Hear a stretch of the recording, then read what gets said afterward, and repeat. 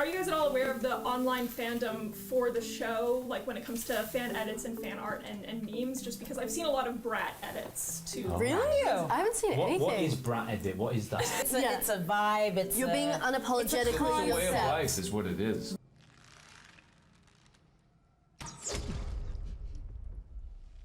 Sauron is not brat, but according to this edit, Sauron.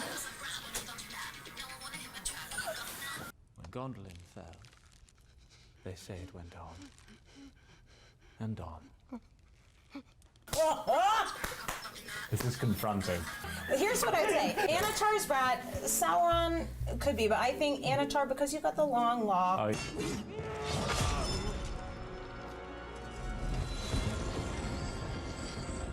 It's just kind of because you're kind of messy. And you kind of don't care I would what say people think anyone of you. can be I think the whole thing is anyone, and please correct me if I'm wrong, but I think anyone can be brat. Push my hair back, look hot when I'm. No, I really don't stop when I'm. Gonna jump when it drops when I'm. Dial 999, it's a good time. Who the fuck are you? I'm a brat when I'm bumping that. Never before has any voice uttered the words of that tongue here in Imladris. Do not ask your pardon. Oh God, and you will beg for death before the end. We begin in the fortress of Durnost, high in the Forodwaith, where Sauron the Shapeshifter has taken on the form of Simon Pegg in a bid to convince a wavering army of orcs to elect him their new ruler. And seriously, guys, seriously, your first scene, and you've broken it already? Let us depart briefly from the opening shot of Rings of Power Season 2 and travel back in time 2 long years ago to the opening of Rings of Power Season 1. There, we were told that Sauron was Morgoth's successor. We were shown him up in the frozen north in full armor and in command of his legions. There, we learned he had been experimenting with dark magic, striving to achieve a power of the flesh and over flesh, a power of the unseen world. Evidence of his foul experiments was found all over the fortress when series protagonist and uber bitch Mighty Morphid Power Elf went searching for the demon who killed her brother, and also her husband, but we don't really talk about him. There she found a symbol, the same symbol as was carved into her hunky brother's corpse, which she later learned signified a 1,000-year-old contingency plan by the enemy, directing orc stragglers to the Southlands, which would be turned into the safe haven of Mordor by an old man called Waldrick, who had a magic key that could switch on a volcano. This is the sort of writing you get for $1 billion. Well, it turns out that none of that actually occurred, because Rings of Power Season 2 has already retconned it. Here, the Forodwaith is a pleasant and temperate climb. Sauron is not in his armor, and he evidently doesn't have Mordor in mind as a refuge, because if he did, he could have just mentioned it to his gathered army, rather than carving strange symbols into the flesh of dead elves. Moreover, he is not yet in command of his legion, since here he is, setting out the case for Sauron Adar 2024 of the Second Age, and is only now beginning to lay out his magical plans. And with a new age, I bring a new vision. A path to unconditional conquest. For I seek a new kind of power. Not of the flesh, but over flesh. Power of the unseen world.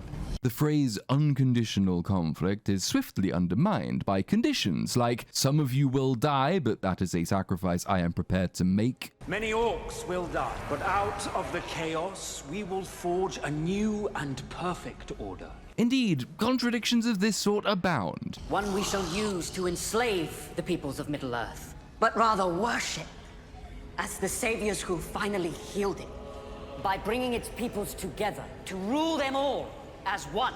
But this minor rhetorical carelessness aside, no, none of this can be happening. Season 1 precludes it. Now, you might have been sensible enough not to watch Rings of Power Season 2, and perhaps you've avoided all the many videos more timely than this one, so you might be sitting there thinking, well, hang on, there's no contradiction here. Obviously, we're showing the beat before Season 1's opening. Why, Platoon, why are you so impatient? Clearly, Sauron will go on to do all the things we were explicitly told he did in the last season. These writers are in charge of $1 billion production. There's no way they're that And if you are of that mind, you can go join them in the Amazon Special School, because no, these orcs are, as it turns out, not very keen on being Lord Farquaad's sacrificial pawns. They have their own plans, thank you very much. One of them is so very keen on the alternative vision that he, jumps the orc. Men will never look upon you with anything but horror and disgust.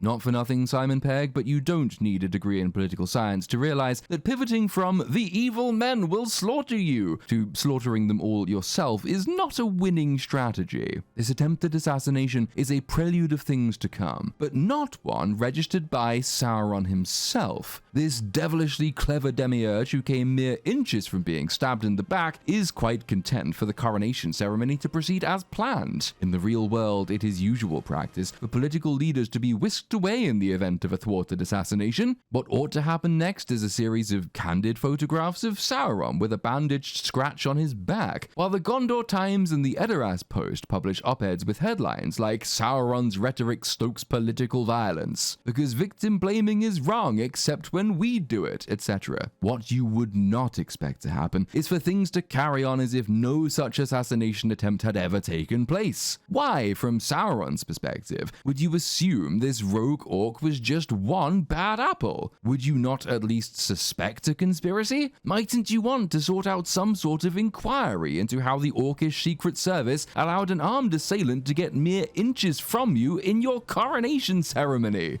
But no, we just proceed to an ad read. Everybody loves surprise ad reads. Are you an evil spirit being maligned by the fake news of the mainstream media? Does the Gondorian and the Edoras Post keep calling you an evil dictator who wants to cover all the world in death and darkness when all you really want is world peace? Well then, smash down the door of the Minas Tirith Post and correct the record with Grand News.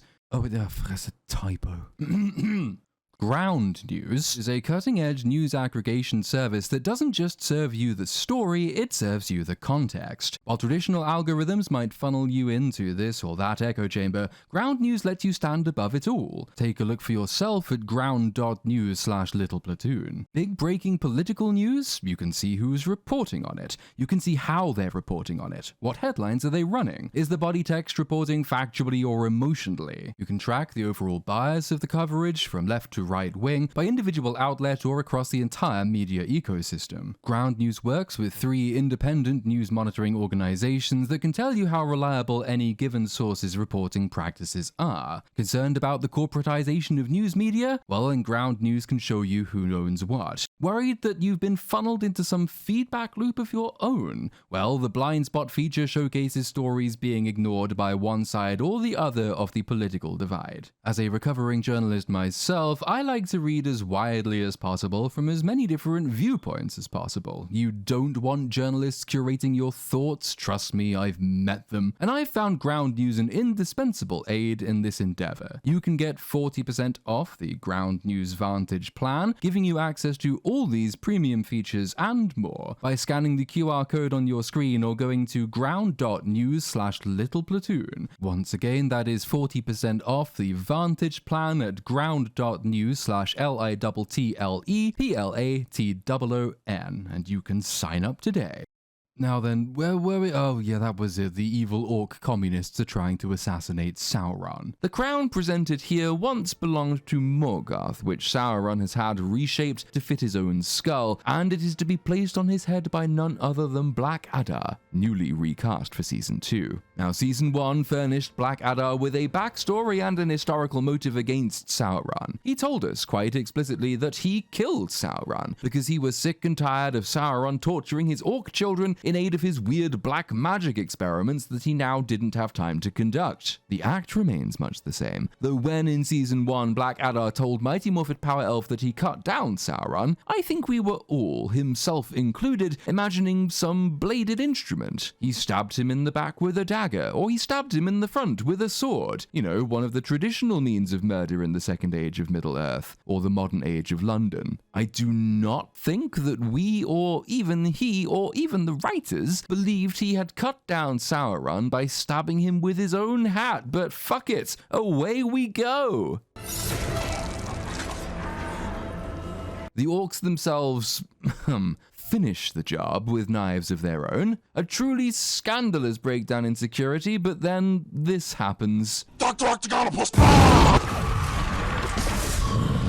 And then, once everybody picks themselves up, unharmed somehow, we see Sauron's body is missing. And so naturally, they just all assume he's dead and get on with their lives. Nothing untoward about this image at all. This is just what happens when supervillains die. They vomit sky lasers and transform the climate, and then their bodies disappear. This means they are most definitely deceased. The orcs hail Blackadar as king, and he promises them freedom. But meanwhile, the writers out themselves as two members of the Prometheus fan club. The third member is Ridley Scott, as evil black goo drips and dribbles away from Sauron's discarded clothes. Down it goes, seeping into the foundations, where it waits for hundreds or perhaps thousands of years. Who really knows? The only means we have of telling the time here are stalagmites. The goo has, during this indeterminate amount of time, been building its strength by eating bugs and rodents. At long last, the goo is able to haul itself out of the pool and up toward the surface. This is Sauron, ladies and gentlemen. This is the Sauron. Sauron the Deceiver. Sauron the Dark Flubber. Sauron the Flop Monster. The Dark Lord Gollum. Now, it may be worth mentioning that at least one and possibly two groups of people are currently searching for Sauron. I say possibly two because Season 1 gave us the real Slim Lady who was searching for Sauron.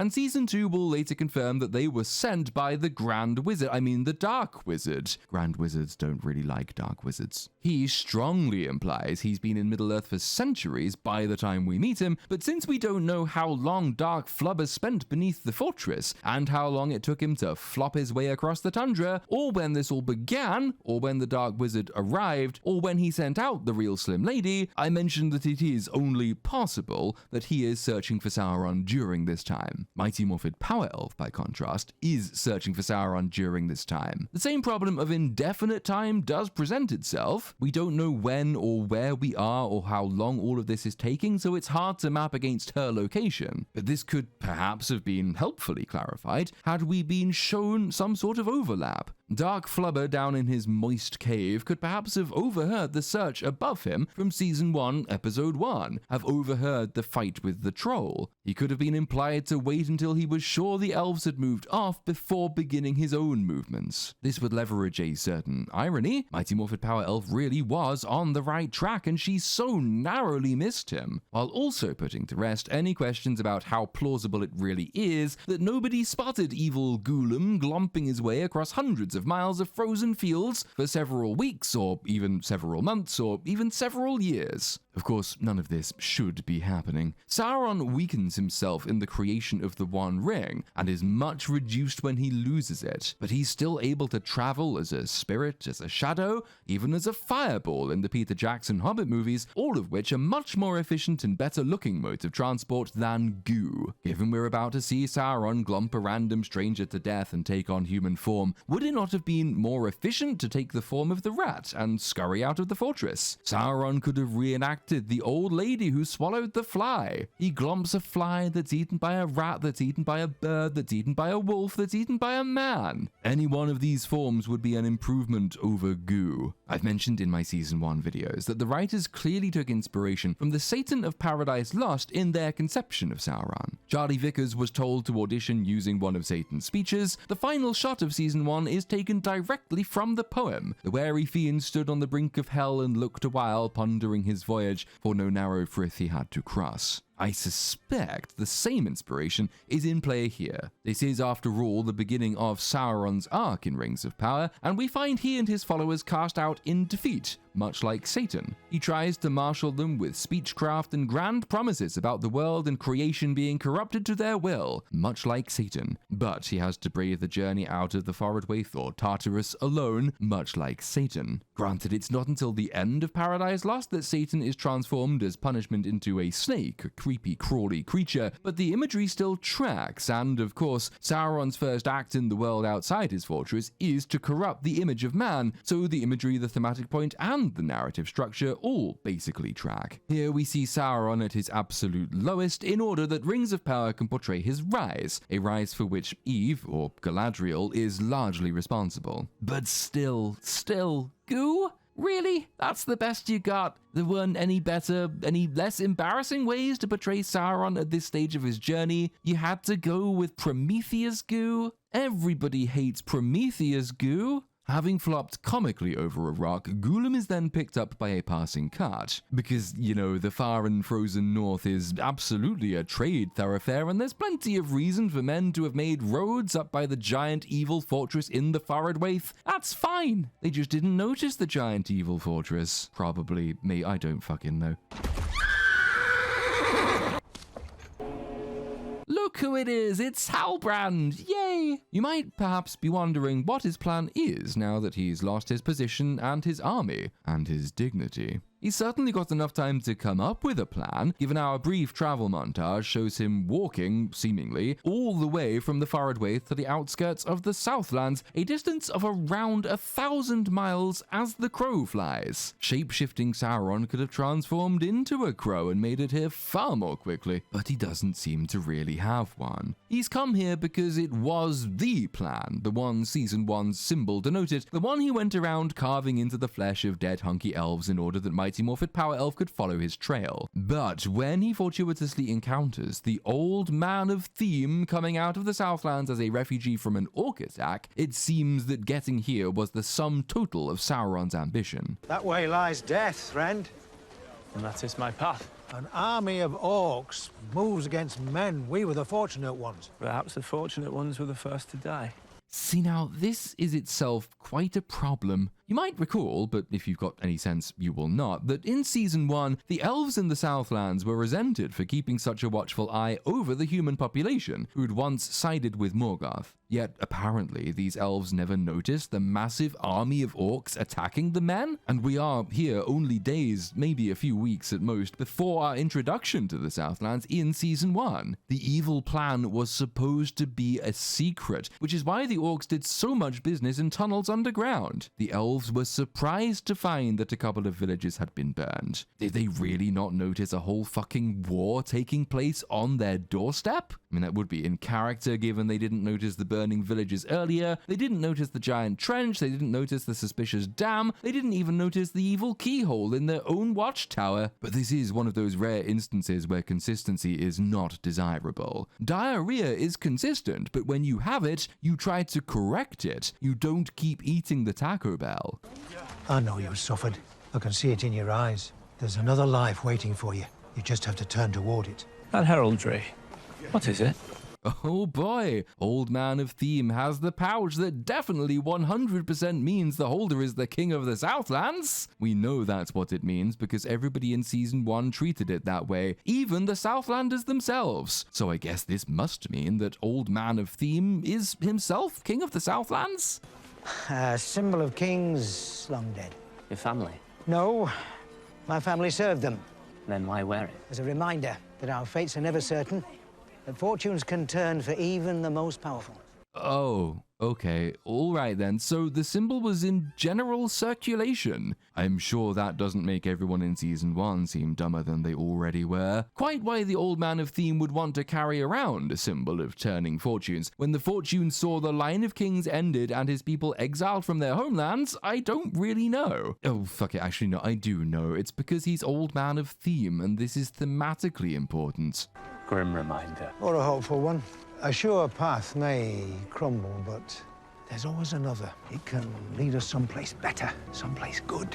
But that's not what the symbol represents. You've been on a long and unbroken decline for as long as you've been wearing it. Your king, the person the symbol represents, is dead. His line is ended, and you've lost your home to a bunch of orcs. What good has come of this? Unless, of course, Old Man of Theme really hated the royals his family once served, because in Rings of Power's canon, they would probably have been the servants of Morgoth after all. But if that is what he means, he completely forgets to mention it, and the show itself does nothing to suggest any such thing. He really is just Old Man of Theme, and he really just has it because the show wants him to. Old Man of Theme speaks of places beyond the sea where men can go and make new lives for themselves. We know, and the show knows, so all these people should know that Numenor has previously colonized Middle-earth. The Southlanders at the end of Season 1 go to resettle in Pelagia, which the show thinks is an old Numenorian settlement, even though it shouldn't have been built yet. So places beyond the sea is unnecessarily vague. Oh, but fuck it, I keep forgetting. The point of this exchange is entirely theme. It's not supposed to make diegetic sense. That's how thematic writing works. Come with us if you like.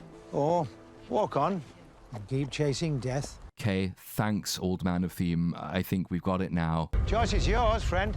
I said we've got it. Shut the fuck up. We then jump away, who knows how far, who knows how long, to a ship at nighttime that this ragtag collection of villagers got from somewhere. Maybe they just found the ship because they needed it, like Sauron found Old Man of Theme because he needed him. What these poor, tired, huddled masses yearning to be free don't know is that the Numenorians are fiercely anti-immigrant for no particular reason. Happily for the tired, poor, huddled masses yearning to be free, they never have to experience man's inhumanity to man because instead they all get murdered by a giant sea demon. Later episodes have it that the Numenorians have control over the giant sea demon. They use it to try their criminals. So it could be that this is their equivalent of a border wall. And it seems to be quite effective. The UK might consider deploying one in the Channel to fend off the French, obviously. Unfortunately, the giant sea demon is unaware that Old Man of Theme is in the middle of a thematically important conversation with Sauron. All of us have done things that we care not to admit. Not like I have. Find forgiveness. You are alive because you have chosen good.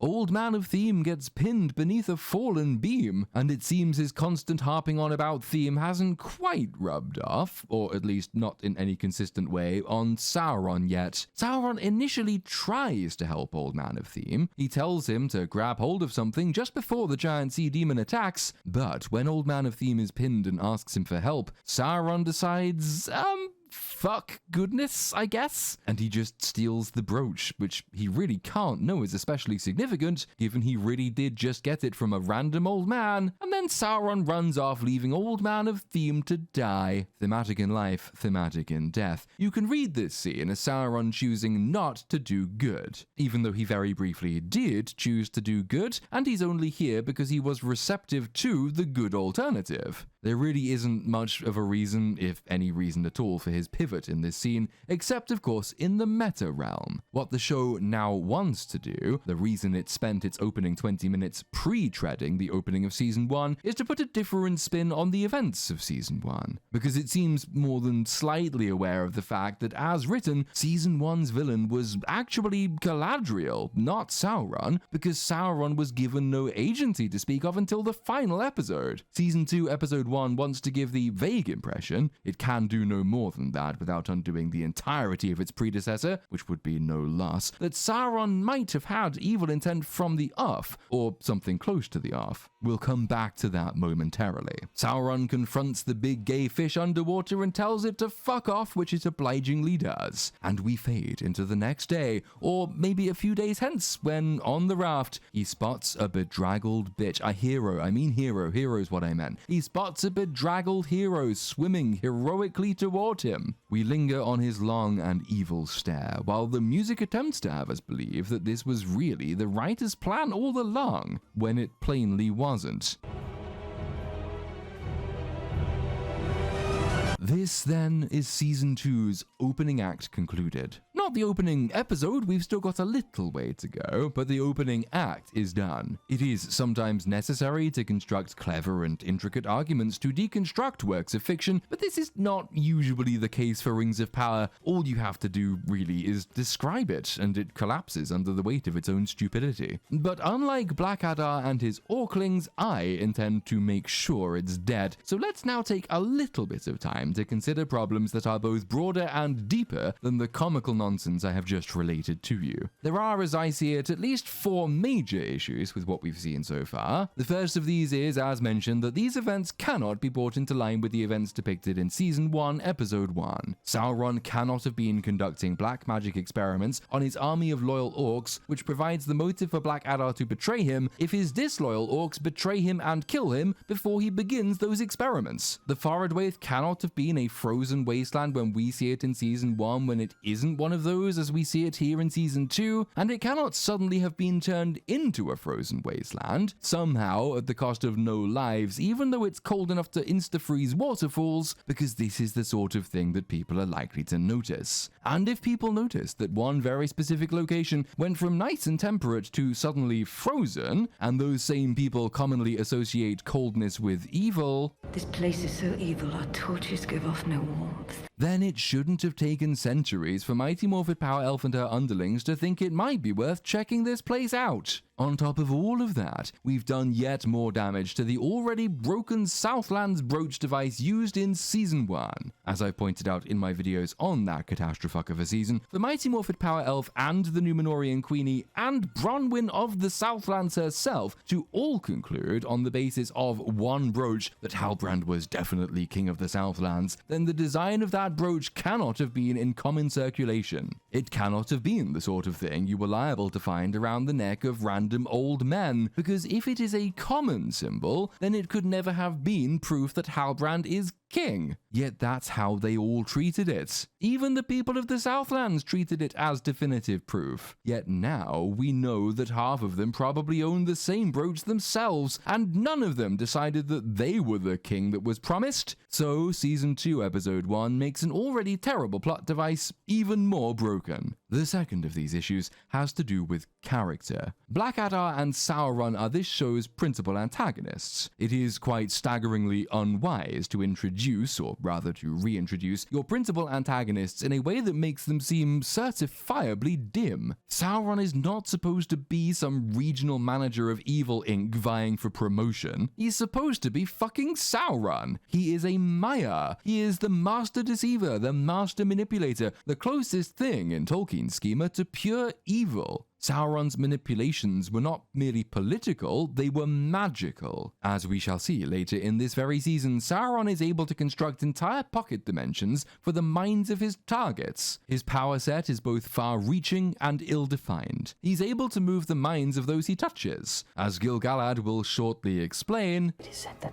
once the deceiver obtains a being's trust, he gains the ability to sculpt their very thoughts, to deceive not only their heart and mind, but their eyes and ears, to alter their very reality. Yet we are here supposed to believe that he never once suspected treachery from the orcs who were supposed to be under his sway. He never once suspected Black Adar, his second in command, might have a cunning plan of his own. He never once detected even a hint of the violent resentment building against him for the cruelty he visited upon his servants. Even after killing a potential assassin, he is content to proceed with the ceremony as though nothing very significant had occurred. He's Morgoth's top lieutenant. He's one of the oldest beings in Middle-earth. He's a fucking demigod. And he is completely unable to read, never mind dominate a room. He is a silly bastard and nothing more. And what of Black Adar? I don't think we can credit him with very much intelligence in successfully orchestrating this coup, because Sauron is so incompetent even the CIA could successfully coup against him. But we most definitely can castigate him for his own stupidity. Sauron has just Obi-Wan'd, his body has disappeared, his evil blood is seen dripping away through the floorboards. Given how powerful and how evil and how dangerous Sauron is known to be, his death is not something to be taken on faith. Black Adar explicitly refuses to take it on faith when he thinks Sauron might be alive later in the show. He risks everything to find out and kill him. And here Sauron is very obviously not dead. You could at least have checked, you fucking moron. Search the basement. Be as sure as you can possibly be that you have killed him. Do not just piss off and dine out for centuries on stories of your victory. This isn't what serious people do, my man. The third of these 4 Chungus issues has to do with world building, and with the Orcs' place in the world order. We will have a number of opportunities to discuss the show's botch job on the Orcs in relation to later episodes, but they all stem from this setup beat, so it's worth addressing the subject now, if only in broad terms. Orcs are an example of an author being very troubled by his own creation. They're portrayed with such wickedness across the Silmarillion and the Lord of the Rings that W.H. Auden felt compelled to write to Tolkien asking whether he had, in fact, committed heresy by portraying a race as being so irredeemable. Tolkien wrote periodically on the subject of the Orcs, brainstorming various ideas for their origins that could either make them redeemable, or else skirt the question of redemption by denying them free will, rationality, a soul, and so on. The idea that Orcs were once elves is only the most well-known of the competing origin stories for the Orcs. Orcs as presented in the canonical text, i.e. those that form parts of the story and not ideas about the story, are under the dominion of the enemy. They have a degree of independent action, they can argue and fight with each other, but they are self-evidently slavish in mind as well as matter. When they have no master, they fall to rancor and discord because they have no purpose, but when their master returns, they fall back into line. Their capacity to rebel against their master, Sauron, and through Sauron the essence of Morgoth, was strictly limited in almost every version of their backstory, if indeed it existed at all. Here though, Rings of Power takes its first of many steps down the road to Orc personhood, in which Orcs, though quite stupid, are independent-minded and possessed of ethical and even political concerns. They have, in this moment, formalized a choice made at some point before this moment. They have chosen Blackadar over Sauron, because Blackadar is nicer to them than Sauron is. They not only reject Sauron for being nasty to them, they, as far as they're concerned, murder him to attain for themselves more favorable lives, rights, and conditions. This level of agency on the Orcs' part will, much later in the tale, redound to Blackadar's great cost. One of the final acts of Season 2 is to invert this very opening scene. The Orcs turn on Blackadar because he is asking too much of them and causing them too much pain in his pursuit of his personal goal. The irony isn't subtle, but it's not a bad narrative idea. But this does make pretty much every subsequent canonical event involving the Orcs precarious. They'll take part in many great battles, tens of thousands of them will die. They will often be used as sacrificial pawns in the War of the Elves and Sauron and in the War of the Ring that follows it. As a race, they experience almost eternal pain and suffering in service of a guy they have just murdered for inflicting too much pain and suffering on them, meaning that either Sauron has to purge his ranks entirely at some point after Season 2, or he needs to find some magical way of imposing his will upon the armies more effectively than he can here, at something like his full strength. Maybe he'll make 90,000 rings. Or he needs to breed an entirely new and more compliant race of Orcs, because otherwise, the event we've just witnessed makes his future plans unattainable and his future acts impossible. The Orcs would never have allowed it to happen. They would not allow themselves to be used in this way. They would rebel. They would elect a better leader. Glug Waldrig Unity ticket, that'd win a landslide. The fourth and final of the big complaints to be made about the opening is this episode's attempt to recontextualize the events of Season 1 in an apparent bid to give Sauron the impression of agency. Anyone who's finished my Season 1 coverage will be familiar with one of the bigger complaints about that season, that the villain had neither motive nor agency until pretty much the final episode of the entire season. That he spent the preceding episodes being dragged around, quite often against his will, and involved in other people's designs. That the series' protagonist was in fact responsible for turning a genuinely repentant Sauron back to evil, making Mighty Morphed Power Elf Galadriel herself the villain of Season 1. There was only so much Season 2 could do to retroactively give its main villain motive and intent it couldn't be bothered to give him in the first instance. And indeed, this is only a partial recontextualization. What the show wants to do here, all it can do here,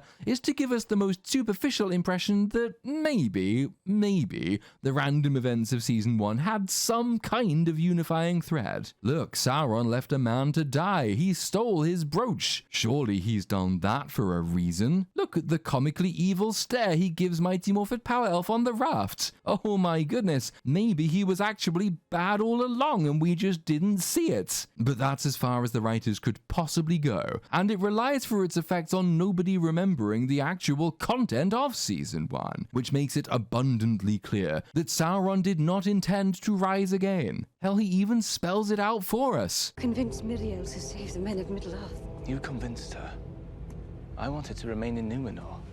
When you tell them that Sauron lives because of you! This makes the opening third of this episode essentially moot, and the gains to be had from it tiny. There was essentially no new story information to impart. Sauron told us in Season 1 that he wasn't the king of the Southlands, and that he picked up the royal brooch off a dead man. This was confirmed for us in Season 1, Episode 8. Spending a third of your Season 2 opener showing us that he did indeed pick it up off a dead man, meaning he was not in fact king of the Southlands, is a tremendous waste of time. It would have been far, far better if the show had just accepted the profound mistakes of Season 1 and set about trying to redeem them by redeeming their protagonist. But as we are very shortly to see, and then as we are to see over an extended period of time, no such attempt will ever be made by the show. In fact, Mighty Morphed Power Elf is far worse than we remember her being, which is quite an achievement, since we remember her being really fucking bad. Nothing about Sauron's opening beats tell us anything new about anything that matters, and none of it feeds forward into the season to come, unlike Mighty Morphed Power Elf, whose unparalleled selfishness causes the entire forthcoming disaster to occur.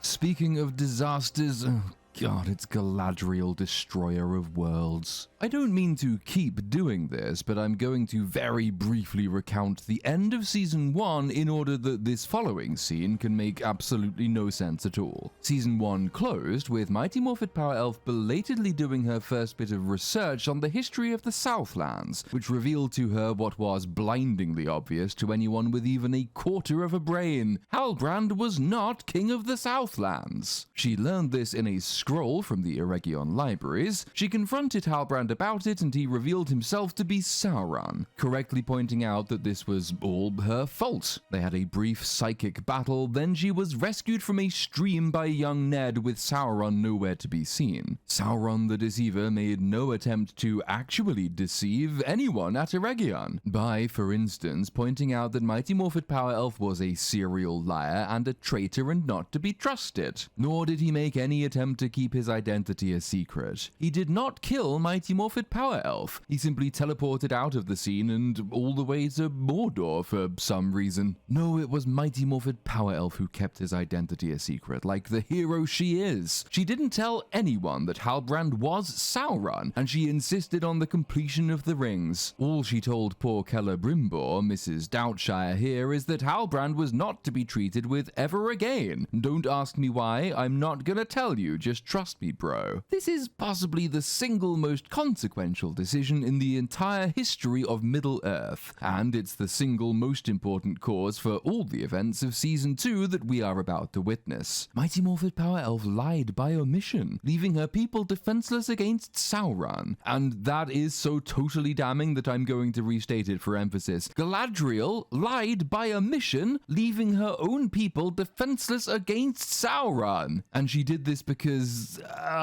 well, he's got lovely brown hair and he made her Evenstar all tingly. No, that is not me taking the piss. It is the actual honest-to-God reasoning given by the writers, a subject to which we shall return much, much later. The rings were completed, but young Ned found the scroll that confirmed Halbrand was not king of the Southlands. The scroll did not contain the words, "He is actually Sauron." All the scroll proved was that Halbrand wasn't quite who Mighty Morphed Power Elf said he was. And that was it for Season 1. Could have led anywhere. By far the most natural thing, the thing you'd expect to happen in a show depicting adults written by adults, would be for young Ned to press the point with Mighty Morphed Power Elf. Hey, this man you said was king of the Southlands, the one who just disappeared?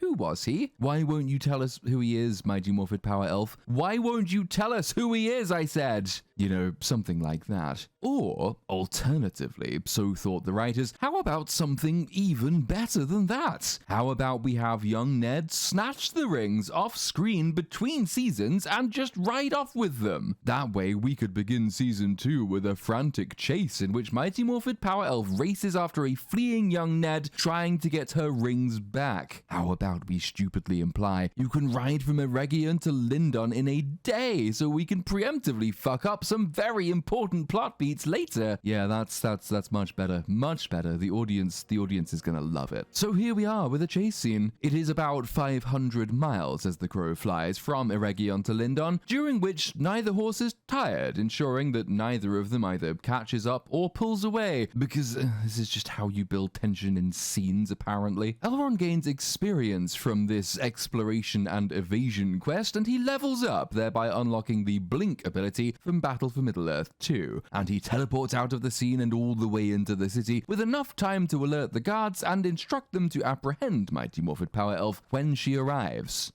We intend no insult, Commander Galadriel, but by order of Herald Elrond, you are to come with us. So, they ride like the wind, and eventually, Elrond, because of a very inconvenient bush, that's a rude thing to say about Galadriel. Wow. He's worse than inconvenient. There's the face. Elrond arrives at Lindon first, and then she arrives shortly afterwards.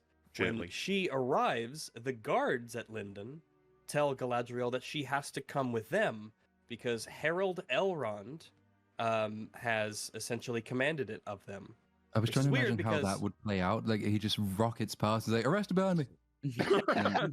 Well, I don't know why Elrond has enough authority to tell the guards what to do, period, let alone to take Galadriel, who we will later learn still is the commander of the Northern armies. Young Ned's teleport spell also does something vaguely fucky with time, ensuring that he's had enough time not only to prepare the guards, but also to fill Gil-galad in on, something? I don't actually know what. I mean, he doesn't really know anything, but he definitely fills him in on whatever it is. Is it true?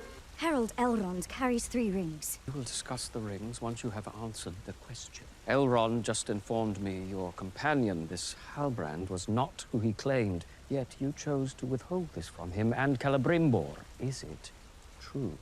Is this really the most pressing question you have? I mean, fair enough if you had some inkling as to who Halbrand really was, but you don't. Here are 3 rings that are going to save your entire race and so the whole of Middle-earth from evil. Also, by the way, this random guy was there. We don't really know who he was. But this problem with framing is dwarfed by the significant problems with character that follow. Who is he? He is not what I thought. Why are you stalling? He's Sauron. You know he's Sauron. You spent thousands of years hunting Sauron. You were exiled for refusing to shut up about the threat of Sauron. Why are you now covering for Sauron? Why are you doing this? It's really hard to convey the enormity of Mighty Morphed Power Elf's sheer evilness. Imagine, if you will, that you learned that the Manhattan Project had been invented by a time-traveling Hitler, who learned from it the secrets behind nuclear weapons, and he told you he was going to use those to help the Nazis win the war in his own timeline. Imagine then that you chose not to tell anyone about this because you think his moustache is cute and you want his 1000-year Reich in your vajayjay. Now amplify that by a number too big to be worth typing, and you might get somewhere close to being as disgustingly evil as Galadriel in Rings of Power. In what I think is Gil-galad's first and only experiment with good sense, he doesn't let the subject slide, and finally, Mighty Morphed Power Elf fesses up about the affair she had with Satan. He is no man. He has been appearing in fair form to hide his true self. He is Sauron. Now I'm gonna stop you right here before you start doing something stupid like thinking. Thinking would lead you to bizarre and unjustified conclusions like, surely she's gonna be punished for this. Surely she'll face consequences. She betrayed her king in refusing to go back to Valinor and put all of Middle-earth at risk. And now she's betrayed her entire race and all of Middle-earth again by knowingly letting actual Sauron have a hand in the creation of the actual Rings of Power. Surely they will study these rings to see what, if any, corruption lingers in them. Perhaps they might take them back to be broken down in Eregion, destroyed, with new and pure rings to be made in their place. Because all it takes is a bit of Mithril and some Valinor gold. There's nothing that special about them in Rings of Power. They are purely mechanical creations. Oh, and surely they'll send word to Eregion immediately to let Mrs. Doubtshire know that the man Halbrand is actually Sauron, in order that the necessary checks can be made and the defenses reinforced. As I say, these are all bizarre and unjustified conclusions that you really have no business making. Obviously, she won't face consequences, and the rings won't be investigated or replaced, and Mrs. Doubtshire will not be informed about any of this, because if any of that were to occur, the rest of the show couldn't happen. So instead, the writers have Mighty Morphed Power Elf double down on her already unquantifiable immorality. I was deceived. No, Galadriel, you were blind. Blinded by your own pride. And what frailty blinded you, Elrond? Nordinen. What other path did your failure, Khazad-dûm, leave us with but this? You were my friend! Dinen!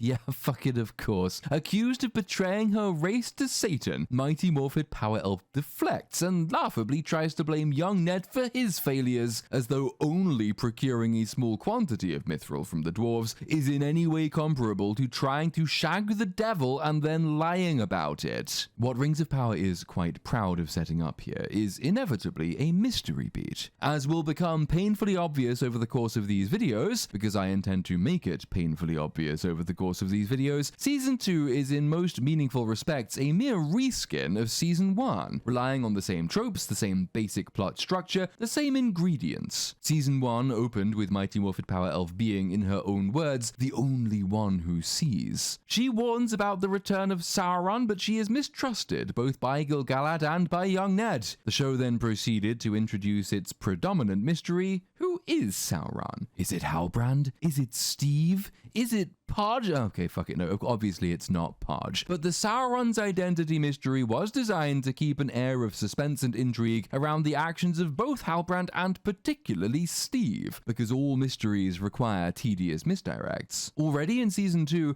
the essentials have been replicated. Here we are, and once again, Mighty Morphed Power Elf is the only one who sees. She is, in this beat, distrusted again, both by Gil-galad and by young Ned. The show will then proceed to play another Sauron-related mystery beat. Are the rings really Sauron? Or, put with more clarity, is Sauron behind the rings' powers and the visions the rings confer? Are the rings really to be trusted? Now, this is only interesting as a premise if you completely ignore how we got here. And while I'd very much like to ignore Rings of Power, it's my job not to. I have to pay attention even if the writers do not. Writers who themselves lose interest in these rings around about episode 4 anyway, because they seemingly lack the ability to exploit what promise there genuinely is in this premise. The promise of this premise exists only so long as events in Rings of Power are predicated upon the power of the rings it has crafted, but these powers will very seldom be used even while the writers find them intriguing. The influence of the rings is primarily to be conveyed through the visions they afford their wearers, but since these visions A, rarely occur, and B, even more rarely dictate action, the question of Sauron's possible influence is largely redundant. Ring visions all but completely cease to operate upon the plot or its characters once they set off on an Eregion-bound rescue mission in episode 4. Because yes, it takes them 4 whole episodes to think to warn Celebrimbor that Halbrand, the person he was friends with and with whom he made the rings, is actually Sauron. Then Elrond's distrust of the rings is cured off screen, never to be mentioned until the closing minutes of episode 8, when he consents to using the rings in the obviously immoral act of resuscitating Mighty Morphed Power Elf. Knowing all of that, and that Rings Season 2 is shortly to become more interested in other things, specifically other rings, makes pretty much everything in the elves part of the story over the next few episodes largely redundant. Petty character drama for the sake of petty character drama that actually shirks anything of real consequence, like consequences for Mighty Morphed Power Elf, in favor of pointless bickering between she and young Ned. Never mind though, they'll just kiss and make up. So Gil-galad asks to see the rings and he prattles on for a bit about the stakes. Soon the last gold leaf will fall, and it will be my task to inform all Lindon our time here is ended. If we leave now, the peoples of Middle-earth will be left to suffer under the tyranny of a new Dark Lord. Those rings, they may be the last hope for all Middle-earth. It is a risk we must chance to take. I remember, as Gil-galad evidently does not, that in Season 1 he had to be persuaded not to fuck off back to Valinor a few weeks early. Time runs short. Yes, that is why. Shorter than you know. Since the Mountain of Fire's eruption, the great tree is all but bleeding leaves. Soon the last will fall. I am sorry. Grant me 3 months. I am owed that much. It is a fool's hope, Elrond. Merely that. Hope is never mere. Or have you forgotten your own counsel? I also remember that Gil-galad's care for Middle-earth was never so great that he deigned to actually do anything about it, like personally negotiate with the king of the dwarfs for the Mithril. I genuinely don't think the Gil-galad of Season 1 would actually utter the words, "It is a risk we must take" in this situation, when the risk in question is that the rings themselves would usher in the reign of a Dark Lord that he here says he wants to avoid. At the very least, shouldn't there be some debate about this? Shouldn't questions be asked? Shouldn't he struggle with the decision? Oh, fuck it. I knew I shouldn't have rewatched House of the Dragon. It just sets unrealistic expectations, like characters existing. Young Ned briefly threatens an outbreak of common sense in warning that the rings may be the thing that allows Sauron to attain his ultimate power, but Gil-galad quickly shuts that down. That decision is far above your privilege. The rings, Elrond. It is a command from your kin. Look at the oh-so-clever framing here, the positioning and the camera angle telling us that Gil-galad has taken Mighty Morphed Power Elf's side, even though she literally tried to fuck Beelzebub and lied about it, and she might have destroyed the entire world in the doing of it. I guess it must be the rings. The rings are behind it all. They are exercising their powers to influence people into being morons. Anyway, young Ned isn't persuaded by Gil-galad's argument, so he yeets himself off a cliff. A couple of parallels come to mind here. Canonically, young Ned's mother, Elwing, similarly jumps off a cliff to escape those who would take the lights of Valinor from her. In her case, she was carrying a Silmaril. Here, young Ned is carrying the rings. She had to be saved by one of the Valar, though, whereas he, well, he just kind of survives. The other parallel is the one I suspect the writers intended. Back to the point about this being much of a reskin. In Season 1, Mighty Morphed Power Elf, possessed with glorious purpose, being the only one who sees, etc., takes the leap of faith. Against orders, she jumps off the boat taking her to Valinor, and this sets her off on her adventure. In this scene, young Ned finds himself in a very similar position, and he takes a very similar course of action, albeit one that does not open up an entire season's worth of story because, unlike he isn't the main character. But it's the kind of superficial simulacrum these writers would think is clever. The same can be said for the parallels between Sauron's opening scene in Season 2 and Mighty Morphed Power Elf's banishment across the first threshold in Season 1. In both instances, the show's deuteragonists suffer grievous hat-related injuries that send them on their respective missions. Mighty Morphed Power Elf suffers an injury to her pride, it being the crown given her by Gil-galad that dispatches her to Valinor, while Sauron suffers an injury to his neck and shoulders, having literally been stabbed by the crown. It's like poetry. It's gay. Anyway, where can young Ned possibly have gone? Well, we'll have to wait and see. Mighty Morphed Power Elf is quite capable of working this out in the space of about 5 seconds, but she doesn't do that in this scene because the script says she has to do it later, and that's how writing works. Meanwhile, thousands of miles away, we find ourselves in... oh fuck, I've forgotten. Where is this? Where is it? It's the giant volcano, plumes of black smoke, it looks evil, what the fuck is it called? I just can't remember. Oh right, it's Mordor. We left Sauron doing his Paradise Lost tribute at the end of Season 1, but we rejoin him here and find that he has surrendered himself to the Orcs and is once again in the guise of Halbrand, King of the Southlands. I'm pretty sure all the Southlanders are now in a position to refute his claim, because we now know he never had any evidence for his claim, even when the show thought he did. But they don't. Fine. Hey though, at least we're back in Mordor. And that means we're back with Waldreg! Waldreg the Strong. Waldreg the Brave. Waldreg, Lord of Volcanoes and Potatoes. Waldreg, the Master of Mordor. You lads, swear allegiance to Adar, Lord Father of the Orcs. This is why I like Waldreg. Well, it's one of the many reasons I like Waldreg. It's his ruthless efficiency. That random extra had about 1.5 seconds at most to answer the question. Waldreg does not tolerate delays, you see. Waldreg does not hesitate. Waldreg brooks no doubts and accepts no dither. When Waldreg tells you to jump, you do not wait to ask how high. You just jump. And if you don't jump, you deservedly get gutted. This is why he is justly memorialized in song and in rhyme and in statues and all the rest. His visage adorns all the famous landmarks of Mordor forevermore. Mr. Frodo, look. The king has got a crown again. As the famous poem goes, 3 rings for the elven kings under the sky, 7 for the dwarf lords in their halls of stone, 9 for mortal men doomed to die, 1 for the dark lord on his dark throne, in the land of Waldrig where the shadows lie. Welcome to Mordor. Work its land well and you'll be fed well. Work it badly and you'll feed the soil.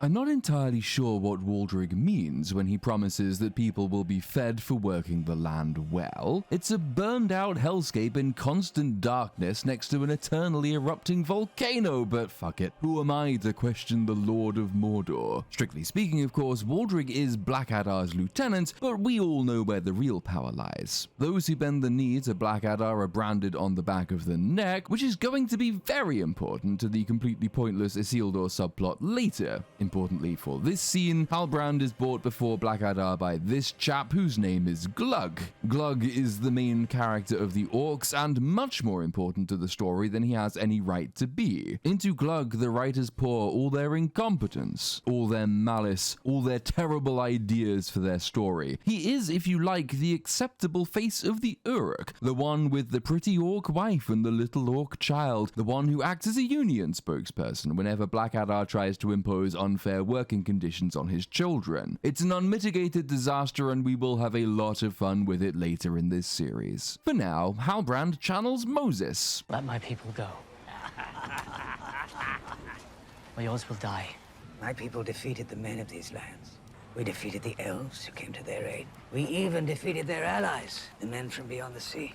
There is no one left for us to fear. Blackadar is here referencing the great battle of whatever that village was called in Season 1, though if you haven't seen Season 1, you'd be forgiven for thinking, based on his account, that the Orcs did in fact beat their enemies. But this is not what happened. Blackadar knows this is not what happened, as does Halbrand, as does Glug, probably. The Orcs were in fact trashed by a very small division of Númenórean novices, and only won the day when Waldrig activated Mount Doom. The Orcs didn't beat the men of the Southlands and of Númenor, that was Waldrig, and they categorically did not defeat the elves, because there were only 2 elves present in the battle, Mighty Morphed Power Elf and Don Lemon. I understand the compulsion to boost your own ego, because standing next to so fine a specimen of a man as Waldrig, I'm pretty sure it makes Blackadar feel inadequate, but really, wind your neck in, you basically lost to a bunch of children. From Blackadar talking about things that didn't happen, we then get Halbrand talking about things that cannot have happened. There is one. Since Galadriel's defeat, she sought out a new ally, an ancient sorcerer, to instruct the elves in forging a new weapon, one you first told her about. A power over flesh. Do you remember those words?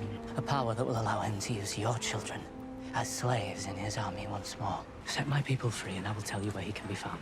Are the Didn't Happen of the Year awards still a thing? You know, that thing when on Twitter pretend like they're capable of breeding insightful children. This is a candidate for the Middle-earth equivalent anyway. Adar shouldn't believe this. It's laughable. What Halbrand is here suggesting is that Mighty Morphed Power Elf and the elves allied with Sauron to produce a new superweapon. And while, yes, Mighty Morphed Power Elf did ally with Sauron, it was not with this in mind, and the elves would never have gone along with it if it had been with this in mind. As Adar himself knows, because there was a whole scene in Season 1 where Mighty Morphed Power Elf explained to him how much she hated Sauron and his orcs. It was that really charming scene where she threatened to torture Blackadar's kids to death in front of him because she's a lovely person.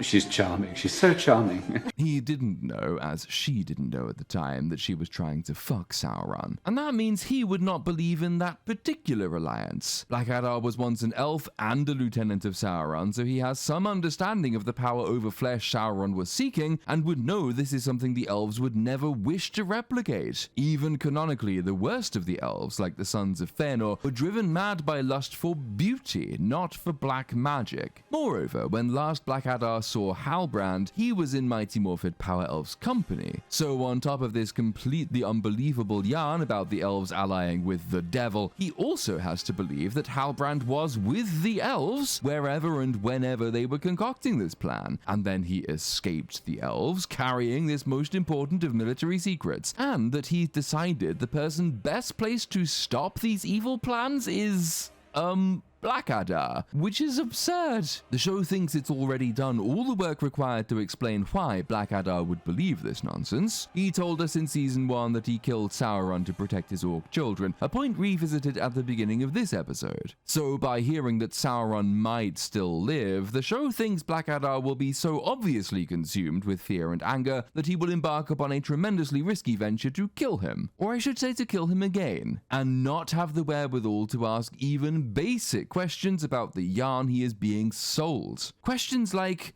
why would the elves ally with Sauron? To what end? Since when did they embrace the dark side of the Force? How did you learn about it, Halbrand? Why did they let you go once you'd learned about it, Halbrand? What form has Sauron taken? Did you do anything to try and stop him yourself before you came running back to Mordor? If the elves really gave a shit about me, wouldn't they at least try sending a conventional army before going all in on the satanic nuclear option? How do you keep your hair looking that good, Halbrand? In my experience, it is generally advisable to overwrite, that is overwrite with a hyphen, your first drafts. Include too much exposition, have characters ask too many questions, be a bit too didactic in the way you show their workings to your audience. It's a good way of ensuring what you're writing actually does make sense logically, that there is a chain of reasoning by which a character could arrive at their conclusion. Once that's firmly established in your mind, and once you've firmly established it in the minds of your characters, you can then redraft the scene with aesthetics in mind. Having set out the full inductive or deductive reasoning process, how much more efficiently can you convey it? What can you leave unsaid? How quickly can the scene play out? What is it reasonable for your characters and your audience to infer? How much can you trust them? And so by extension, what can you cut out? This is obviously not the approach taken by Rings of Power, where the writers evidently have the big events fixed in their minds, and they're content for their characters to say and do and think and believe whatever batshit nonsense gets them to the events as quickly as possible. Call it the Princess Diana approach to writing, where the rules are disregarded, we proceed at far too great a pace, and we end up with a mangled pile of burning junk at the end of it. Blackadar chucks Halbrand in a cell pending further interrogation, where Waldrig gives him the Joker treatment. Outside, we are more fulsomely introduced to Chekhov's glug. Sauron could never return, could he? No. Sauron is dead. Now, you might take it from this exchange that Chekhov's glug fears the prospect of Sauron's return because, presumably, stories of Sauron's cruelty have passed down through the ages, many of them probably told by Blackadar. After all, he rescued these orcs from Sauron. Over the succeeding episodes, the show must, but doesn't really, show Chekhov's glug changing his ideas about Sauron, such that he can go from fearing him here in episode 1 to joining him and turning on Blackadar in episode 8. This is once again the problem with giving orcs political concerns. It may not be impossible, but it is very difficult to send an orc on an arc in which he betrays Blackadar, who saved his race from Sauron, because Blackadar is too mean to the race he saved from Sauron, who was and is and will be meaner. And given these writers struggle with the easy bits of writing, it should come as no surprise that they fail to pull this off. Not even Glug will escape the wacky character assassination adventure that is Rings of Power Season 2. Now then, to my profound regret, we jump away to Rune, where we rejoin Steve, who is having a McMuffin-based dream.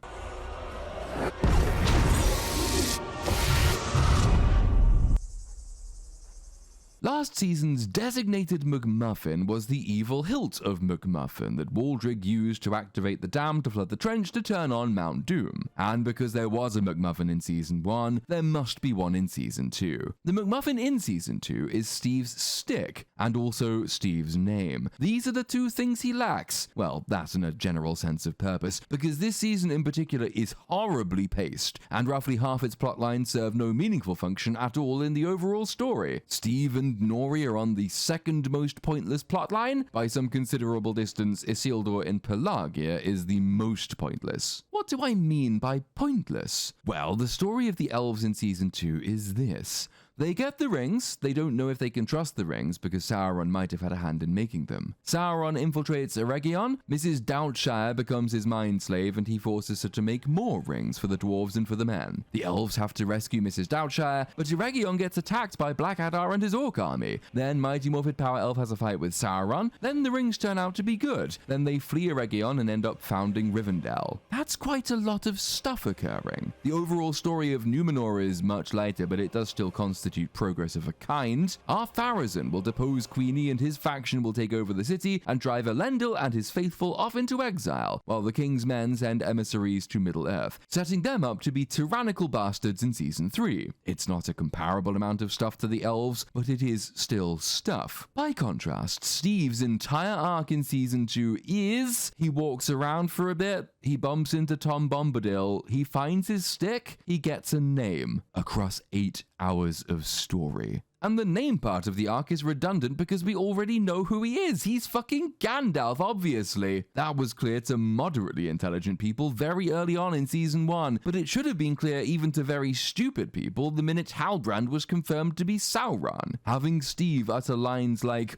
"Always follow your nose," additionally confirmed the fact. So you can, I hope, understand my frustration when I say that Gandalf won't be called Gandalf until the end of episode 8, because it means this entire subplot is anchored on a mystery that isn't a mystery. Yet the show treats it as a mystery for some fucking reason. But I mentioned this is the second most pointless subplot. Isildur's is worse. Across the next 8 hours of primetime television, Isildur will be rescued by his horse, lose his horse, rescue his horse, cock a hobo. And that's kind of it. This complete imbalance in the weighting of the show's various plotlines results from the contemptible failure of imagination that was its decision to compress the timeline. Unlike, for example, House of the Dragon, which had the confidence both in itself and in its audience to play with time skips and to identify and fully flesh out the most important episodes in a long and winding historical narrative, Rings of Power insisted on having as many recognizable names and faces, all its major players, present from the beginning, with entirely contiguous narratives stretching from beginning to end. But given neither Elendil nor Isildur should be born for a few thousand years,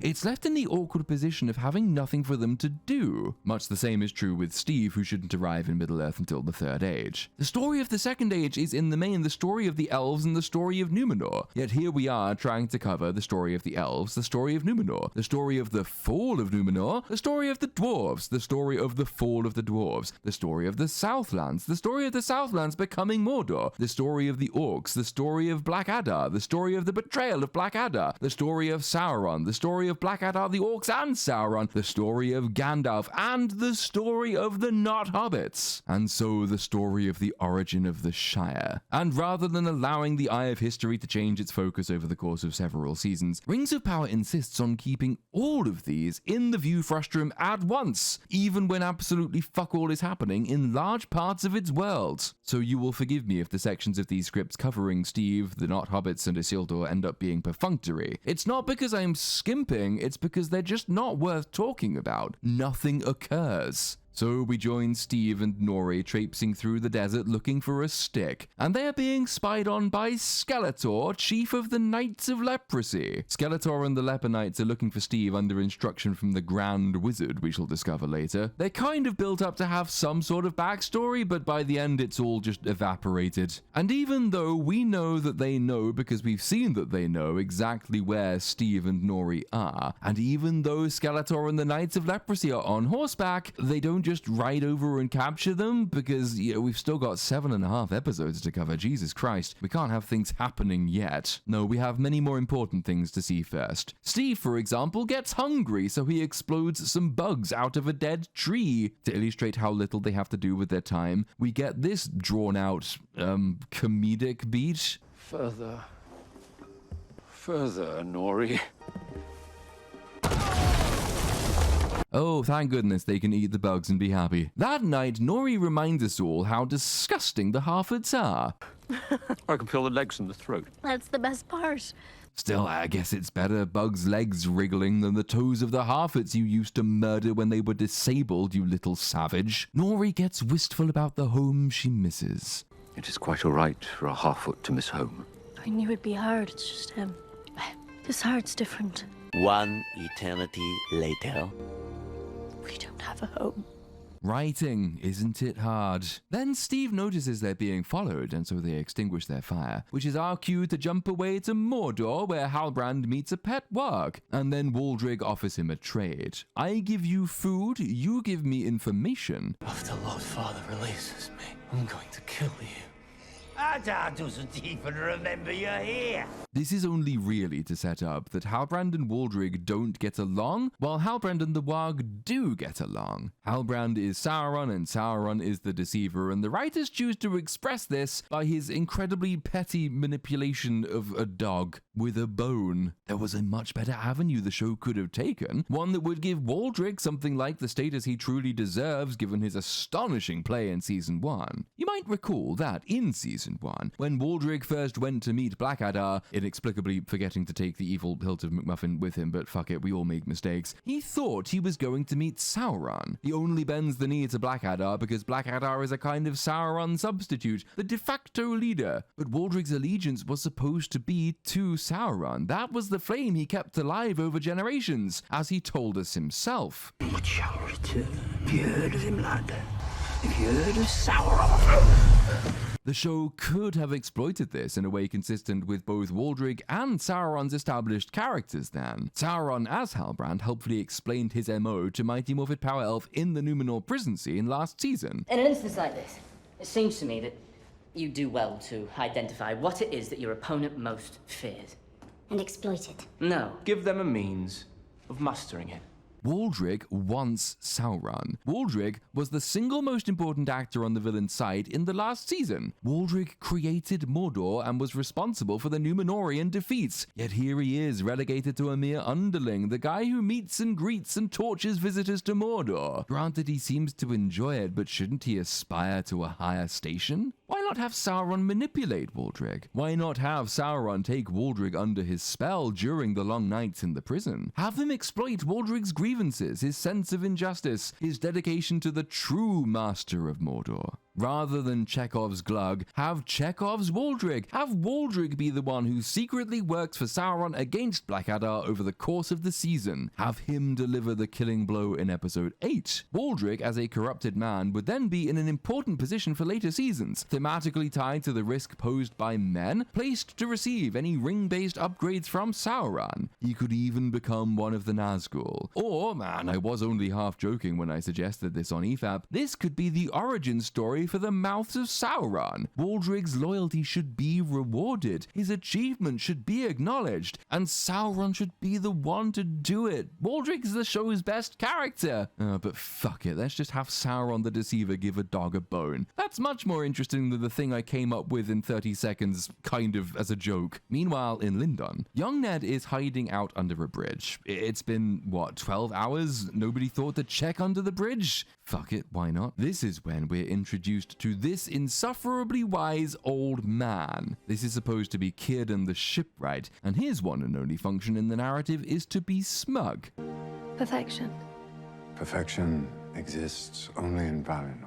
This is kind of comical. She just shaved off a bit of wood and she called that perfection. This is done to get us as swiftly as possible to Círdan, oldest and wisest of our kind's response about Valinor. And this line is only really there to sell an important turn later in the episode. To call this functional dialogue is to overpraise it. You really have to go beyond the show to give the line any broader significance. As is often the case with Rings of Power, it does borrow bits and pieces of lore haphazardly, and it throws them in with reckless abandon so morons on Twitter can literally shake at how Tolkien it is or whatever it is they do. I'm all in favor of bringing more canonical material into the show, but you do have to support it in the show itself. I, sitting here having read the Silmarillion, can tell you that Círdan was not at this point in history the oldest and wisest of the elves. It's a position he rises to by default by being pretty much the last elf to depart Middle-earth in the 4th Age. He is very old and very wise, but he is not the oldest and wisest. I can tell you that his great longing for Valinor comes from the fact that he never made the journey in the first age, because in staying behind to search for his lost brother, he missed the first and the second ships. His is an example of loyalty and self-sacrifice over personal ambition that Mighty Morphed Power Elf should really study. Círdan was then as good as commanded by the Valar themselves never to set sail for Valinor until he had done something truly worthy of the journey. Círdan rescued a young Gil-galad from Morgoth's armies. He made the ship that Eärendil, Elrond's father, used to sail to Valinor for aid, and he was then granted his exceptional foresight as a reward. Círdan helped the Edain found Numenor, he maintained the Grey Havens, he distrusted Anatar from the off, and he counseled against the creation of the Rings of Power, and he remained in Middle-earth until all who would depart it had done so, taking the very last ship ever to travel to Valinor, and so finally attaining the desire that had been kindling in his heart since pretty well the first days of the elves. There's a poignant beauty to his story, and he's a pivotal figure in the history not just of the elves, but of all Middle-earth. I can tell you all that because I have read the source material. All you're going to get from Rings of Power, though, is this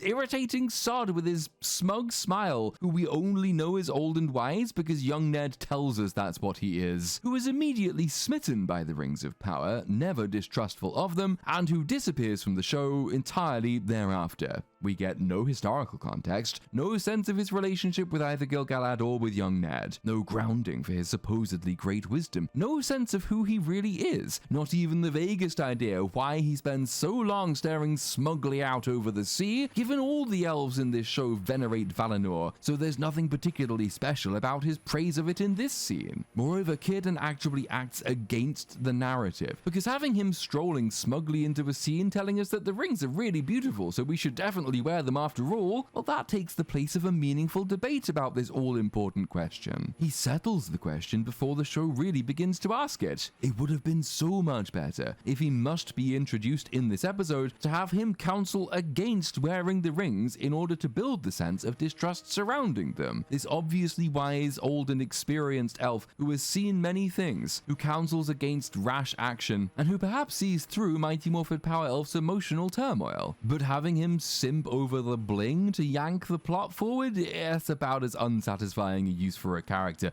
as you will find in the show. It is anyway to Círdan that young Ned has come for aid. Please forgive the unexpected nature of my visit, but I have nowhere else to turn. You are the oldest and wisest of our kind, and the elves are facing our greatest test in an age. Oh gee, thanks so much for telling us that, young Ned. Otherwise, we might have come away thinking he's just a silly old fuckwit like pretty much everybody else in the show. Elsewhere in Lindon, Gil-galad has finally finished writing a letter warning Mrs. Doubtshire that Halbrand is Sauron. In taking a whole day to write basically a single line, Gil-galad's words per minute score is at least 200 times better than George R.R. Martin's. Finish your book, George. Alas, he's only sending one messenger, and to nobody's surprise at all, this means something will go very badly wrong and the message will not get through. The meta, alas, is that the show has already established you can ride from Lindon to Eregion in a single day. It happened yesterday, in fact. But for the rest of the season, we have to forget that this is how time and distance works. Otherwise, you'd expect the elves to notice very quickly that the message hasn't gotten through and the messenger hasn't returned. That is not the only problem, however. We'll learn in episode 4 that the bridge that forms the fastest route to Eregion has been destroyed by lightning. Stone famously attracts lightning. This occurrence Mighty Morphed Power Elf will apportion to the evil of Sauron, but Sauron, as we know, is currently languishing in a prison cell all the way over in Mordor, and if he's able to summon and direct lightning all the way over from a prison cell in Mordor, then he has no business being in a cell in Mordor, does he? The collapsed bridge forces Gil-galad's messenger to take the Goldilocks route to Eregion. There is the quick route via the destroyed bridge. There is a really long route which we can't possibly countenance taking because it adds weeks to the journey, or there's the middle route, which is just right. We are then forced to infer that these roads are all very seldom used, despite Lindon and Eregion being the two biggest elven cities in this part of the world, because otherwise you'd expect reports of the bridge's destruction to reach Lindon. And the Goldilocks route inconveniently takes the messenger past, the Barrow Dam? Downs? Yeah, we're doing the Barrow Downs later, and the elves know all about the Barrow Downs. But we're also supposed to believe that despite evil residing there for many centuries, as Mighty Morphed Power Elf will tell us, evil there is also stirred in time to intercept the messenger. Also, presumably by Sauron from his Mordor prison cell, meaning that Sauron has the power to direct lightning at bridges, wake up evil spirits, and to know that Mighty Morphed Power Elf would stall on revealing his true identity, and to know exactly when the elves would send their message, and to know that they wouldn't take the longer route to avoid the evil Barrow Downs, and to remotely fuck up the Dwarves' Mountain, as we'll see later, which combination of tremendous power and foresight he simply doesn't deploy in any other situation where it might have proven beneficial to him. Have I mentioned the show's a little bit broken? I have yet to thank you for trusting me regarding the rings. Trusting you. Let us be clear, Commander. You and I are momentarily aligned because your actions have left us no alternative. Because of you, our enemy lives. Because of you, we've no choice but to test the virtue of the rings. I should have you thrown in fetters and cast to the Ettenmoors for what you've done. Then why have you not? I am considering it. Yeah, no, this is fucking mad. You banished her to Valinor in Season 1 just for nagging you about Sauron. How are you only considering some vague form of punishment now, given all she's done? Why are you still calling her commander? Wouldn't you strip her of her command immediately? And just as a prelude to the punishment she really deserves? The punishment, when it eventually comes, is that she gets knocked down a rank, and that's it. I swear to you, High King, I will not stop until he is destroyed. And I have put this right. You would not be here now if I thought otherwise. She brought him back. She awakened Sauron. She tried to fuck him. You know what Sauron is and what he's capable of. Mighty Morphed Power Elf is acting exactly as you would expect someone corrupted by Sauron to act. She should be in prison, for fuck's sake. She is now the last person you should trust to fight Sauron, given she had the opportunity to fight Sauron, and instead she lied to protect him. The entire thing's a fucking joke. At some point here, either an entire scene has been cut, or they've been completely reordered. Not the last time I'll have cause to complain about this, because while the previous scene ended with an ending, Mighty Morphed Power Elf walking out of the room, Gil-galad sat at his desk with work to do, this next scene kicks off with them walking together to rejoin the Where's Elrond part of the plot. My entirely uninformed guess is that the previous scene was added late. We were supposed to jump from young Ned and Círdan to this scene here, but someone belatedly remembered that Mighty Morphed Power Elf had committed high treason, and something should probably be said about that. High King, we have not found the rings. We've scoured everywhere water meets rock, and yet there's no trace of him. Expand the search. Set a watch at every crossing. He must not escape. This is the moment when Mighty Morphed Power Elf decides it's very obvious where young Ned has gone, so obvious she just forgot to mention it before, meaning it's very contrived that she hasn't mentioned it until now. Escape is not his plan. Elrond would seek out someone he can trust. Someone older, wiser, whose voice would command respect, even from you. Someone who could turn the tides his way. Older? Wiser? Those words seem strangely familiar. I have seen Celebrimbor's work before. I remember he used to speak of one day crafting objects of such power they could change the heart of any who beheld them. If, as you say, these rings have so quickly turned elf against elf, it would appear he has succeeded. Oh, of course. Searching desperately for something to compliment, I don't mind his intonation here, as it hints at a character who was presumably left on the cutting room floor, but who might have been quite interesting if he'd made it into the show. A Círdan who understands the true beauty of Valinor would naturally be dismissive, even disdainful, of one who fancied it could be replicated mechanistically. Though, alas, this doesn't really work in Rings of Power's own continuity. Season 1 established that the Silmarils contain the light of the Valar, and Mithril was made from Silmarils, and this was all explained in an absurd legend the writers just made up for their own convenience. But that means that Círdan cannot really be as dismissive of Mrs. Doubtshire as he's implied to be here, because if Mrs. Doubtshire has found and learned to craft with Mithril, and if Mithril is Silmarils and Silmarils are the light of Valinor, then Círdan would understand the enormity of the achievement even before seeing the rings, because he's the oldest and wisest of our kind. It's etc. The writers, I think, vaguely, briefly, for this one pleasant moment, want to play off what is essentially the right brain versus left brain personality clash, the attitude of the poet toward the material sciences. Not quite the defeatist Keats and Lamia moaning about science unweaving the rainbow, but something more haughty and superior. It's a fairly rich trope deployed properly, but Rings of Power has never seen an opportunity it cannot spurn, so not only is it contradicted by the show's own canon, it's not given more than, this scene to leave any mark at all. Perhaps it was not Celebrimbor's hand that produced that effect. If what you told me is true, these 3 rings were made without Sauron's touch. The enemy is cunning. The rings may well be a ploy on his part, a device in some larger plan, the end of which we cannot yet see.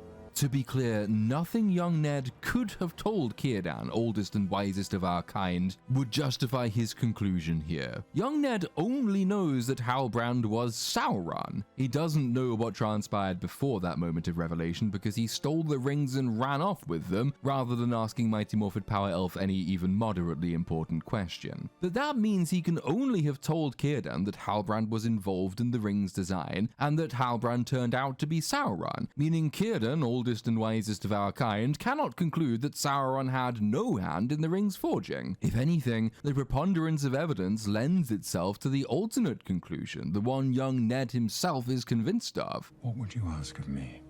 The rings must be destroyed. Do so, and the age of the elves will end.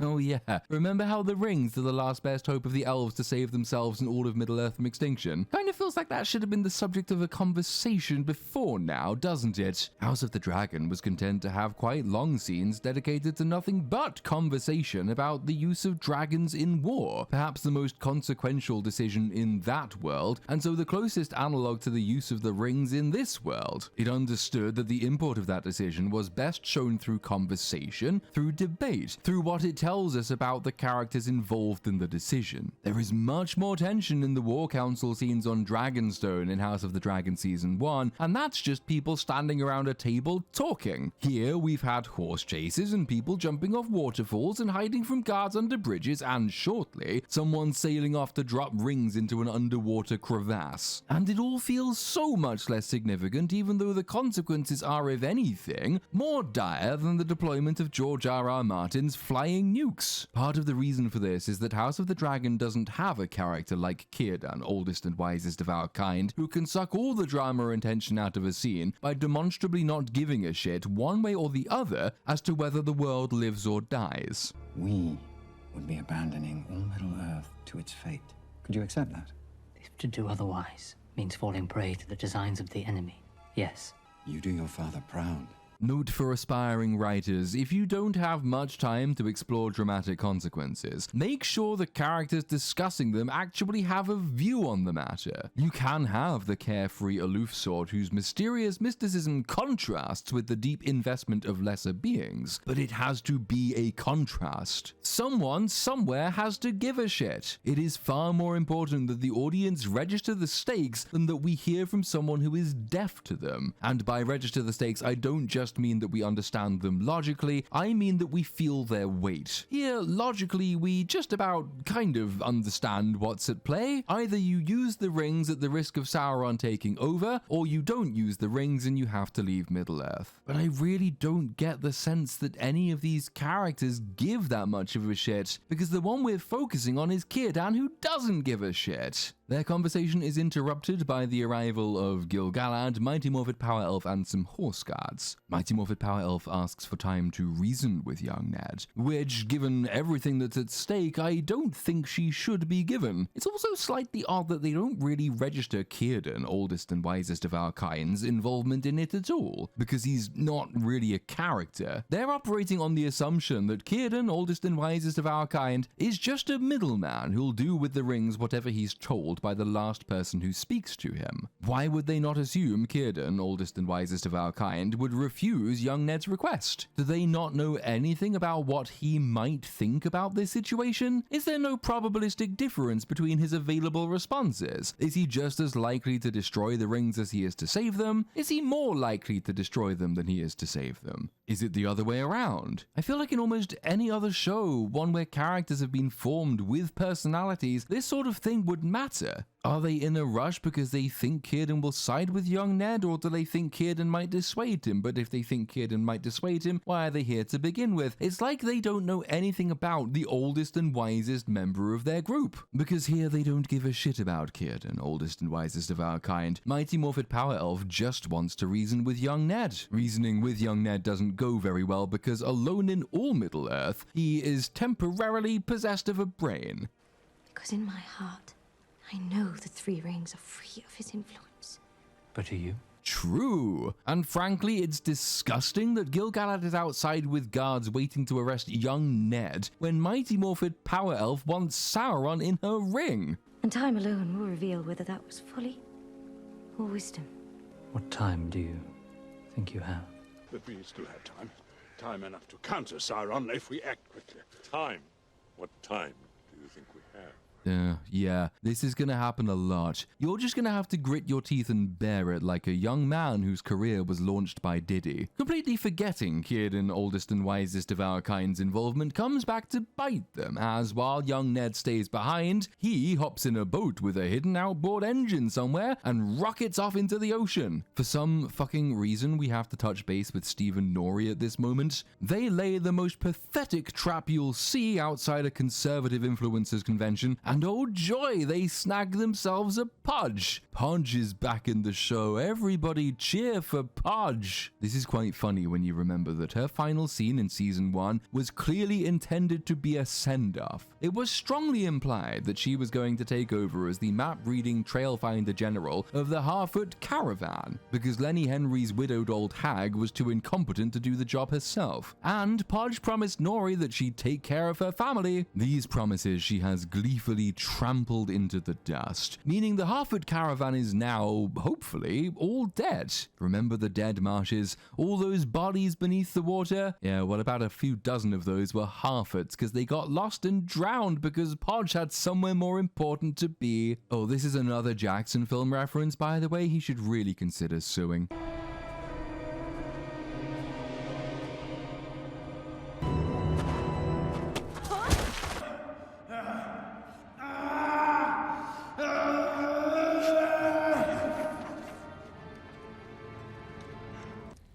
How's everyone at home? About the same. Nope, they're all dead and it's your fault. Podge has arrived here as an ex machina device to shove the Nori and Steve plot a little bit further along. She comes bearing a few pages from Lenny Henry's old book with an injunction to remember the words of the song. What song, you might be wondering? Why, the song from season 1, episode 5?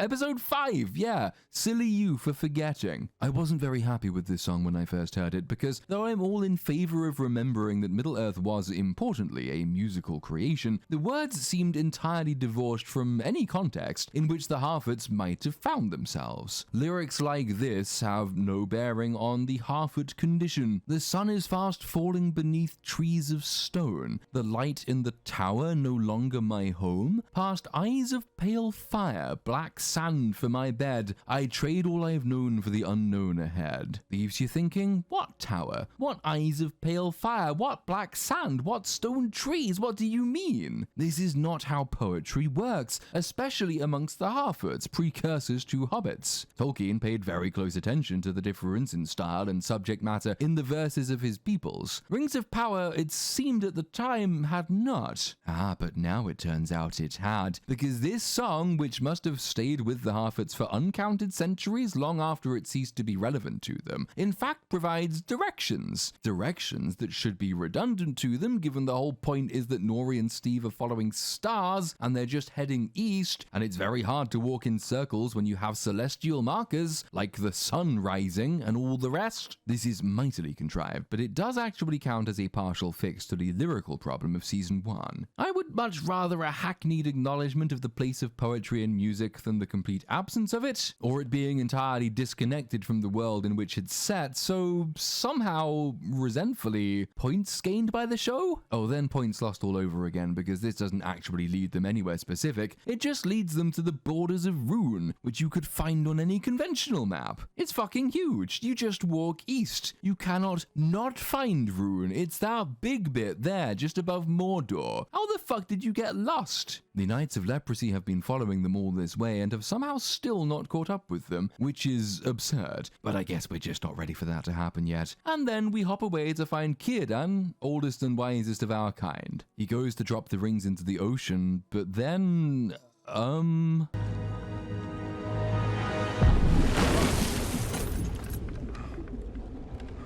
That's right, the sea burped at him, and this sets us up for pretty much everything that follows in the subsequent history of Middle-earth. Now, I've seen the entire show at this point, and I still don't know what happened here. It's never addressed again. Was it the rings exercising some power of self-preservation? Was it the god of the oceans pushing them back up? Was it the sea itself rejecting them? The sea is always right, after all. It never recurs. It's never mentioned. Círdan, oldest and wisest of our kind, doesn't interrogate or attempt to explain it. It is just the burp that was. And that means that rather than having characters actually sit down and debate the risk of the rings, the writers have instead chosen to have vague ocean flatulence take the decision out of their hands. Which would you rather have, the Black's Council in House of the Dragon or ocean gas? If you prefer ocean gas, you shouldn't be allowed to vote. Círdan, oldest and wisest of our kind, decides for the first time it might be worth having a look-see at these rings the ocean/god rejected/can save themselves, and his mind is instantly made up. Perfection does not exist only in Valinor. It is here. Celebrimbor has brought it to Middle-earth. Meanwhile, thousands of miles away, Black Adar arrives for a chat with Halbrand, and he fills us in on his backstory for some reason. I was in your place once, in the eldest of the elder days. 13 of us were chosen to be blessed of Morgoth's hand. I was led up to a dark and nameless peak, chained and left. And after what seemed endless thirst and hunger, I saw it. Sauron's face. And it was beautiful. He offered me wine, and on that dark and nameless peak, I drank it all. Your people have been set free. Now tell me what you know of Sauron. For whose benefit was that little oh fuck it, I don't care. For the reasons Black Adar and the Moriondor are a dumb concept, see part 4 of my Season 1 review. Sauron has returned in a new form. I am not yet certain what shape he has taken. Then of what use are you to me? I have something you don't.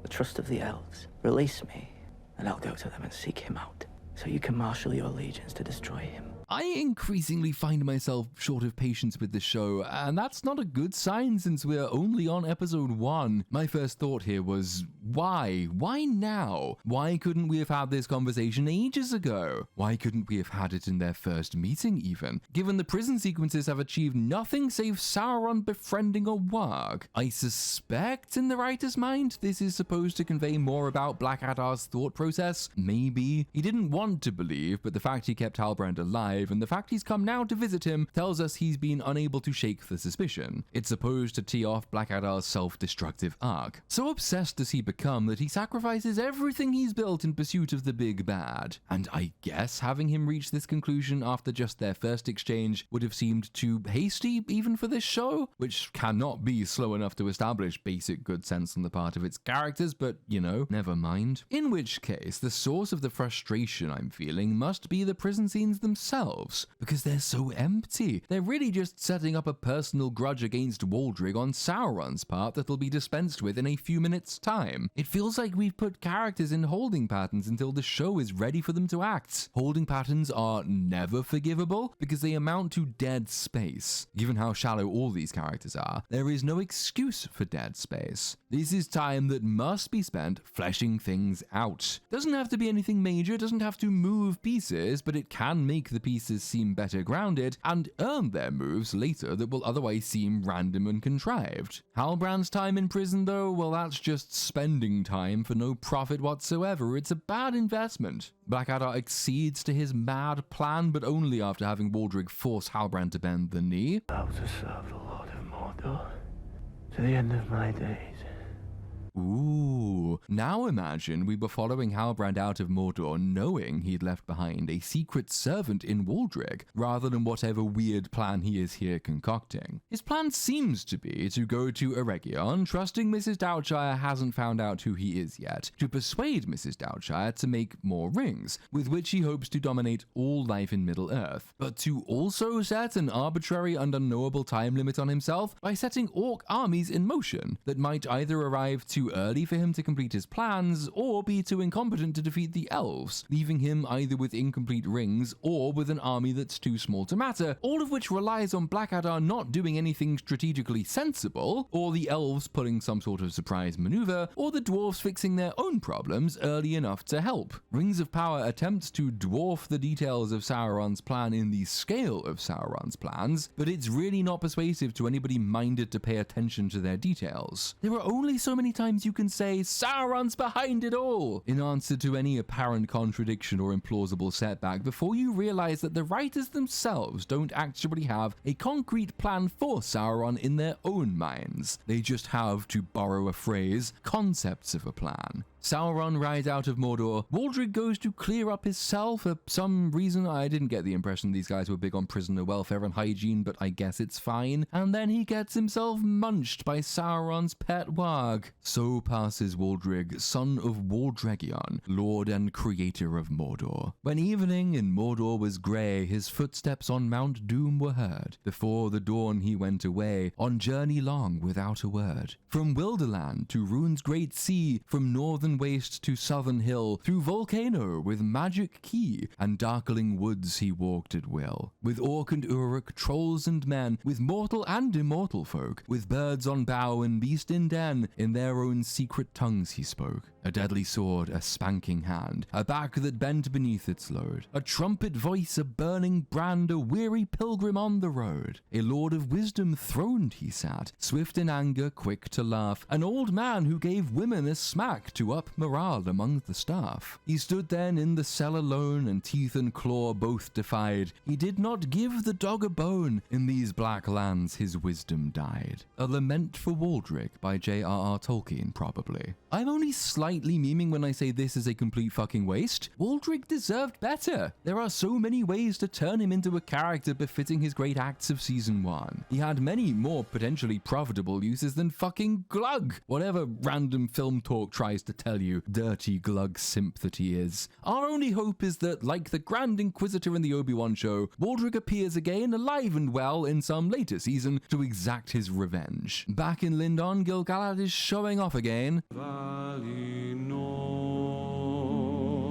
What a lovely, lovely voice. The elves seem rather meekly to have accepted their fate. The rings are lost, their time in Middle-earth is ended. Young Ned has betrayed them to their doom, and for this, he's going to be, actually he's going to be promoted, but fuck it, that's in the next episode. Of course, Gil-galad can't get through a speech without some fucking metaphor. As coals too long removed from the hearth, we must return to our home, or diminish forever into endless night. And so it has come to pass, our days in Middle-earth are ended.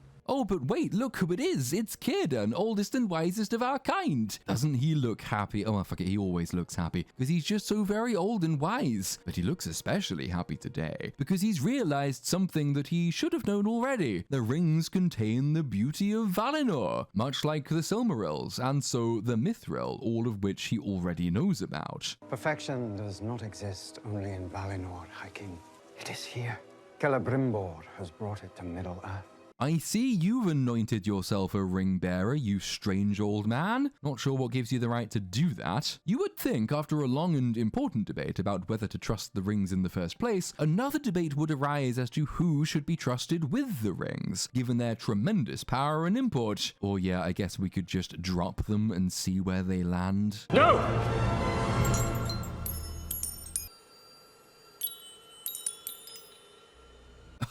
No, abso-fucking-lutely not. You can't let her have one. She's Satan's bitch.